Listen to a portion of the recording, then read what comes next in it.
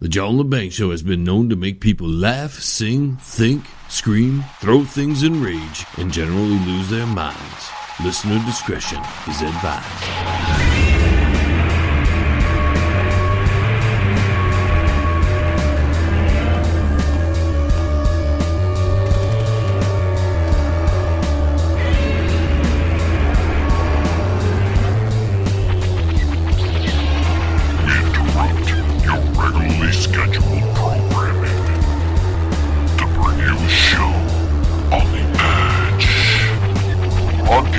Worldwide and out to the greater universe, you're listening to the John Lebang Show.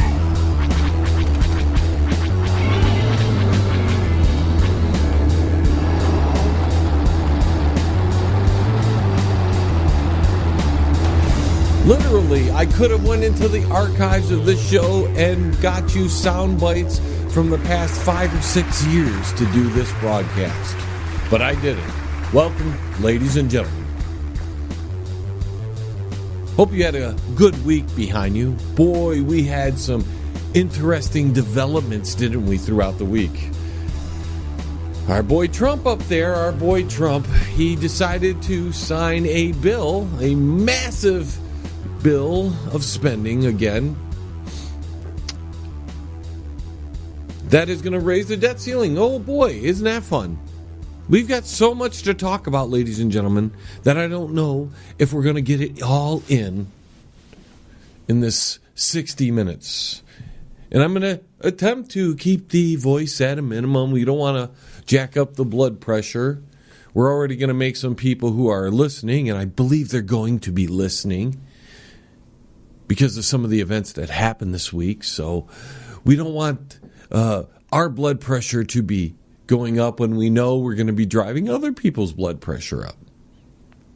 So before we get into the meat of the show and the heart of the matter here, I had some thoughts of, some of the things that developed throughout the week. And I'm going to give it to you, and I wrote them down here, even though I could probably give it to you right off the top of my head. I want to make sure we got all these points brought up. First thing is the harassment for anyone, not a Dem, is real. I'm telling you. We saw how politicians couldn't go eat in restaurants without people surrounding them and yelling at them and causing a ruckus.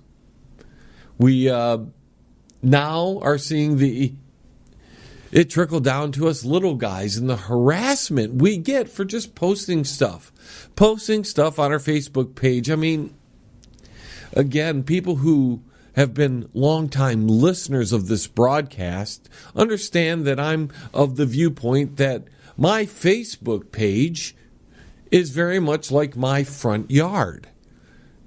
And I get to post whatever signs I want in my front yard, and I'll let other people post in my front yard unless it becomes excessive.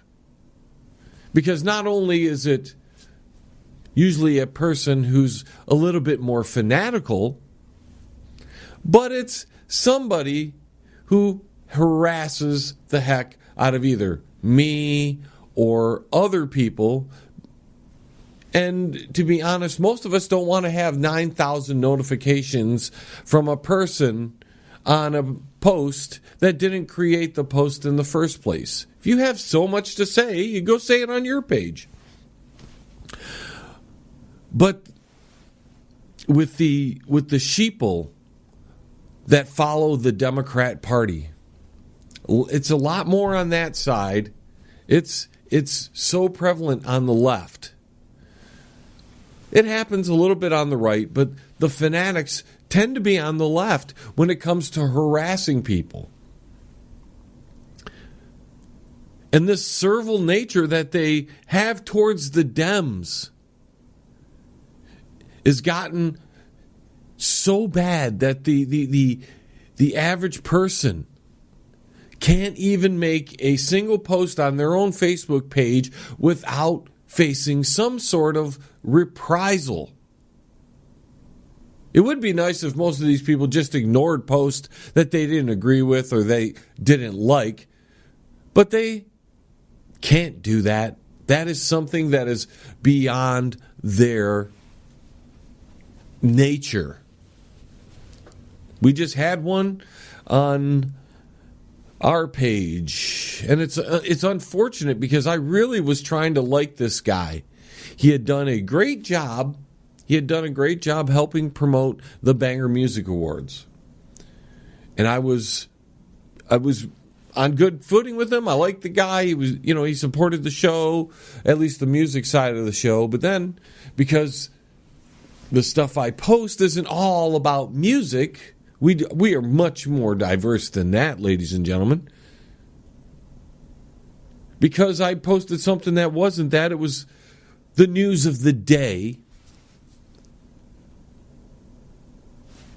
And he had a predetermined response for any post that might have fit inside of a category. And he would do that very often. It was after the music awards, it was at least two weeks. Even during the music awards, we had a private conversation where he expressed his dire hate of the president. Hate of the president. And pretty much anybody who follows him could be good people, but he didn't care because they like Donald Trump better than they like anybody he likes. So they must be bad people. So he has disdain for all of them. There are some other people that posted recently. You see, it's becoming prevalent. It's becoming very prevalent that people on the left have a initiative to either deflect or attack or just try to publicly harass people who do not agree or who do not believe with their beliefs. And it's at a fever pitch. And these people can do it to a lot of people and get away with it, but you can't do it to me because I've been around way too long. And I know what the blatant echoes of the Democrat Party are. You want to know why? See, this is gonna enlighten a few of you, especially you on the Democrat side. Maybe you Republicans as well. But I receive all the emails from both parties. I know what the strategies are because I got to be part of their mailing list. You see, you got to know what these people are doing to be informed enough to form a coherent show and to talk about the blatant disregard of anybody who does not believe in the mainstream popular view. And right now, the Democrats, because they won an election, are feeling very brave right now. They're feeling very brave.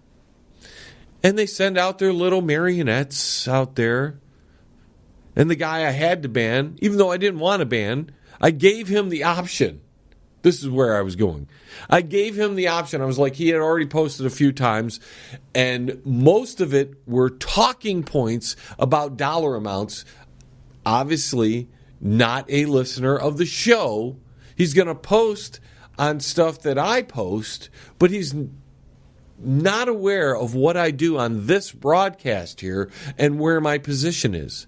So he was arguing the money. This money's going here and this money's going here. To me, the guy who thinks the government spends too much money. And as we saw with the omnibus bill, omnibus.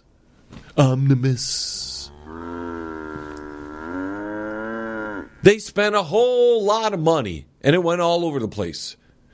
Couldn't find any money for the wall, but now I think that it wasn't meant to be that way, that they had a plan to have a national emergency. And that's something we'll be getting into the later we go into this broadcast.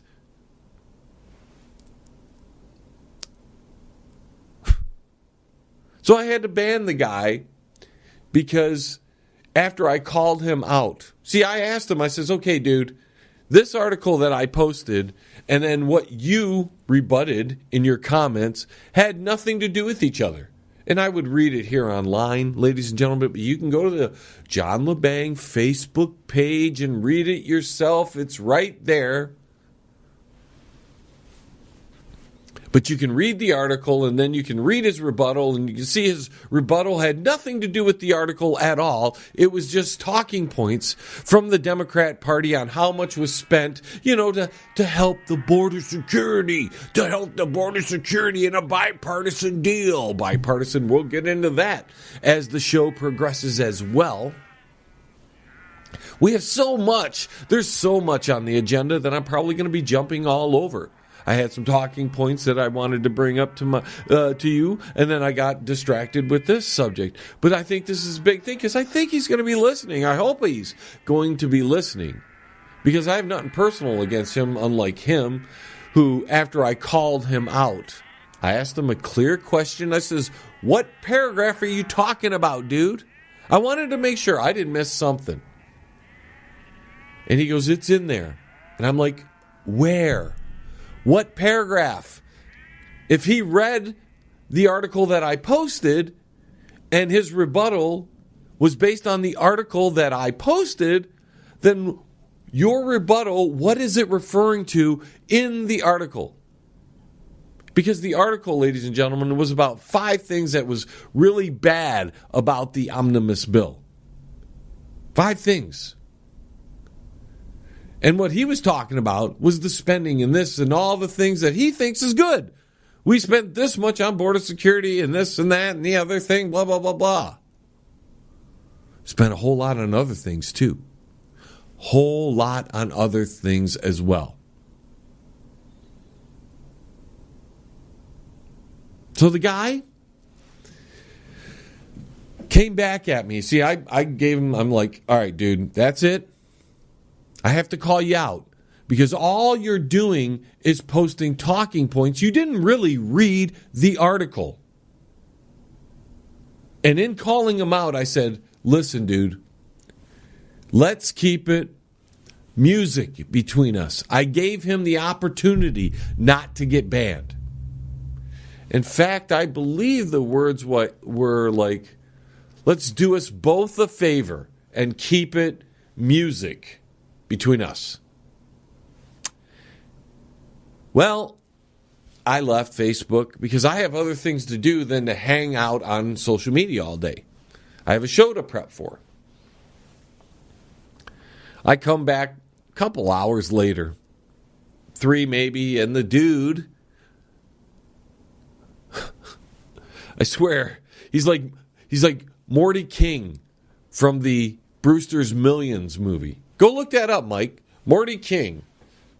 So Morty King had 5 or 6, maybe even 7 different posts after mine. Boom, boom, boom. And I'm like, what am I supposed to do here? I've been doing this too long to understand that these people who are like this, who are filibustering on your page, they're trying to shut you up by talking over you, by outposting you on your page, my front yard. That's how I look at my Facebook pages and my Twitter pages. It's my front yard. I post out there. If I let you post, don't overdo it. And then don't be a jerk on top of it because now I'm a hater because I called them out.